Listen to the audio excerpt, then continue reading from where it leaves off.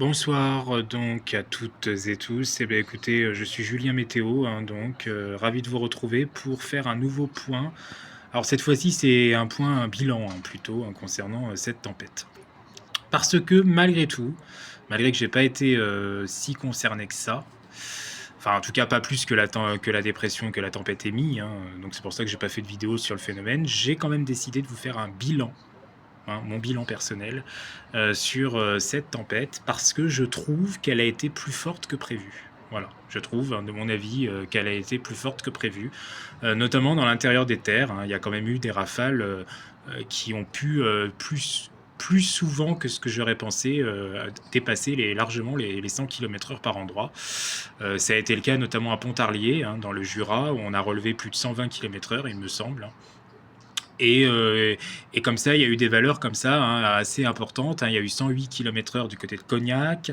À La Rochelle, il y a eu 119 km/h. Il y a eu quelques, valeurs même, exceptionnelles, hein, quasiment pour une fin octobre. Voilà, parce que c'est pas non plus, censé être un mois, plus venté que ça, octobre. Bon, il y a du vent, hein, ça commence déjà les gros premiers coups de vent de la saison, mais c'est pas non plus un mois spécialement très tempétueux à part entière. Donc, c'est quand même assez remarquable, hein, parfois ce qui a pu se passer, hein, au niveau des valeurs dans l'intérieur des terres.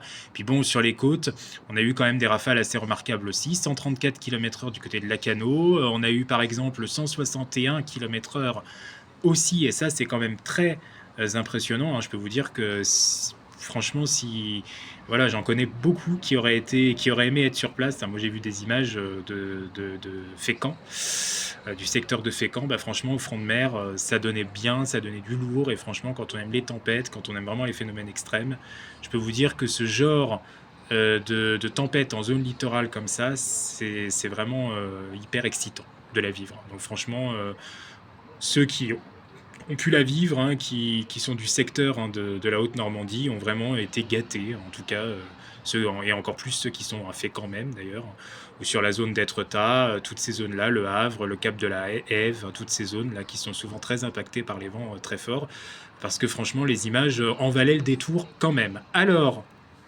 globalement, parce il y a eu aussi des mauvaises nouvelles, et notamment dans la Corse, hein, sur la Haute-Corse, hein, il y a malheureusement un touriste allemand de 45 ans qui a perdu la vie, hein, voilà, donc on pense à lui, hein, bien sûr, et à sa famille, hein, surtout, et on souhaite beaucoup de courage et de condoléances à sa famille, bien sûr, hein, pour ce triste décès, hein, face à cette tempête, hein, voilà.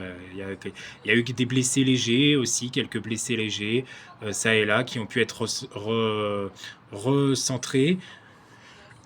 Mais enfin, globalement, bon, on va dire que le pire a pu quand même être assez bien anticipé, hein. Et au niveau des dégâts, bon, il y a eu aussi des dégâts, mais qui ont quand même assez été circonscrits, on va dire. Voilà un petit peu.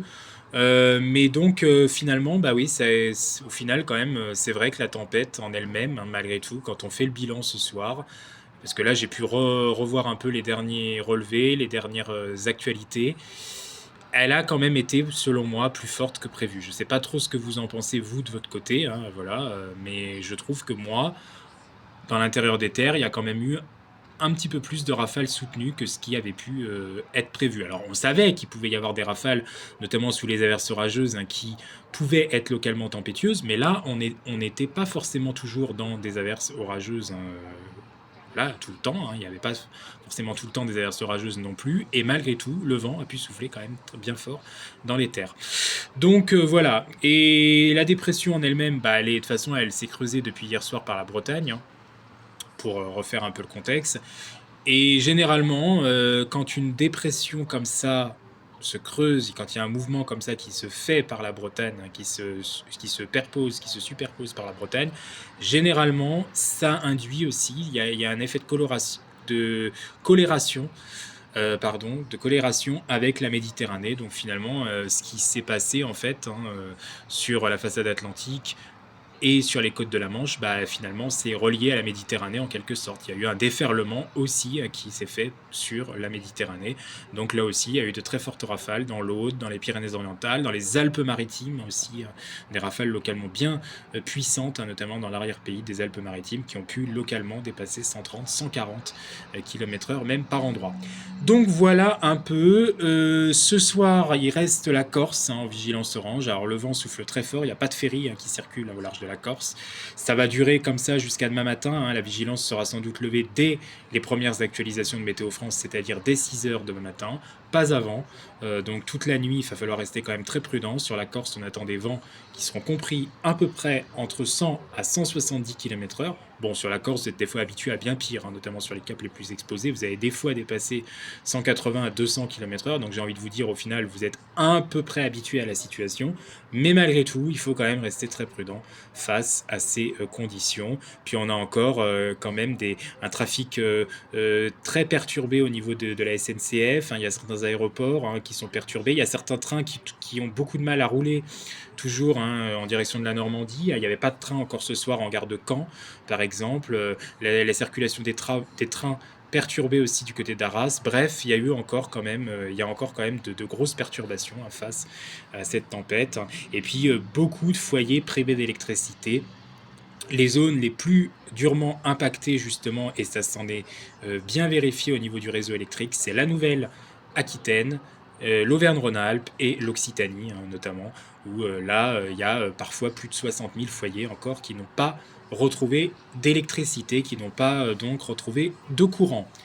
Donc voilà un petit peu pour cette situation. Alors est-ce que cette tempête, parce que là aussi, finalement, vous commencez à vous poser peut-être la question, ceux qui ne sont pas forcément passionnés de météo, est-ce que cette deuxième tempête, parce que c'est déjà la deuxième de l'automne, on en avait une début octobre, et là j'avais été un peu plus concerné que ce qui était prévu, bon bah là c'est le contraire, finalement j'ai pas eu grand-chose, pas plus que la tempête émise, c'est pour ça que j'ai pas fait de vidéo ici en Sarthe, mais pour revenir à cela, est-ce que cette deuxième grosse dépression automnale est spécialement synonyme d'une saison tempétueuse active? Eh ben non, ça ne veut strictement rien dire, proprement parler, au sens du terme, ça ne veut strictement rien dire. C'est pas parce que nous avons eu effectivement une tempête plus forte quand même que prévu selon moi, notamment dans l'intérieur des terres ce jeudi. Vous me direz ce que vous en pensez en commentaire, mais je pense qu'elle a quand même été plus forte que prévu dans les terres. Est-ce que cela annonce réellement une saison active des tempêtes? On peut pas le savoir, c'est déjà voilà, on peut pas le savoir encore. C'est pas que c'est trop tôt. On arrive progressivement dans la saison des tempêtes, mais ça reste volatile tout cela. Et rappelez-vous, en 2023, il y avait eu la tempête Ciaran qui avait été importante, très importante dans le nord-ouest et principalement près des côtes de Manche d'ailleurs et de la Bretagne, plus précisément Bretagne-Normandie. C'était plus localisé, là c'était une tempête plus localisée, l'étendue géographique était beaucoup moins importante que là. Là, ce qui fait aussi cette tempête assez remarquable quand même, c'est son étendue géographique au final. Mais ensuite, bon, bah, il n'y a pas eu grand-chose finalement. Certes, le flux océanique était là durant l'hiver qui a suivi, donc l'hiver 2023-2024, un hiver excessivement pluvieux, certes, il y avait eu de terribles inondations, on s'en souvient, dans les Hauts-de-France, dans le sud-ouest, la Charente par exemple, voilà, beaucoup de zones comme ça qui avaient pu être concernées par les inondations, mais à part les inondations, et qui n'est pas vraiment en soi un phénomène météorologique, c'est des inondations, ça fait des dégâts, il n'y a rien à filmer de spécial, à part les crues à la rigueur, quand on a une montée de son fleuve environnant, ça on peut le filmer à la rigueur, mais c'est pas non plus quelque chose que nous les passionnés on est le plus intéressés, les crues, on est plus intéressés par les orages, la neige et les tempêtes. Logiquement, c'est plus ça qui nous intéresse. Mis à part ça, il n'y avait pas grand-chose, souvenez-vous, l'hiver 2023-2024. Donc finalement, c'est pas parce qu'on a eu cette grosse tempête, là, Benjamin, qui a pu être localement plus forte que prévu, notamment dans les terres, qu'on aura forcément une tempête, enfin qu'on aura forcément une saison des tempêtes si importante que ça en France, si exceptionnelle cet hiver. Ça reste encore largement à voir dans les prochaines semaines. Et d'ailleurs, pour la semaine prochaine, certes, on aura un temps encore mitigé, mais on n'aura plus de grosses intempéries pour le moment. Donc il n'y aura pas de nouvelles tempêtes en vue de toute façon pour le moment sur notre pays. On surveillera bien plus tard dans le futur éventuellement ce qui pourrait se passer, mais là, à court terme, il n'y a pas de nouvelles tempêtes en vue qui sera pour le moment annoncée. C'est plutôt une bonne nouvelle pour ceux qui ont été sinistrés quand même, malgré tout, face à cette tempête, à la tempête Benjamin, qui était déjà la deuxième tempête quand même classée par Météo France donc de cette saison. Mais je vous l'ai dit, on n'est pas encore au cœur de l'hiver, ça ne veut strictement rien dire pour la suite. C'est finalement comme la neige, hein. On peut très bien avoir de la neige, on l'a vu l'année dernière dans la moitié nord au mois de novembre, et finalement l'hiver qui en a suivi était totalement nul, et était pas du tout intéressant, hein. C'était, vraiment un hiver très décevant l'année dernière également, hein, finalement un peu comme ce qui s'était passé notamment durant la période, de l'hiver, 2020, enfin 2019-2020 ou et plus concrètement d'ailleurs l'année 2020. Donc ça ne veut rien dire tout cela, ça restera à confirmer. Voilà pour le bilan de cette tempête, hein, pour mon bilan personnel, hein, des événements qui m'ont, le plus marqué face à cette tempête et que j'ai voulu vous parler ce soir. Je vous souhaite une bonne soirée à toutes et tous. Merci.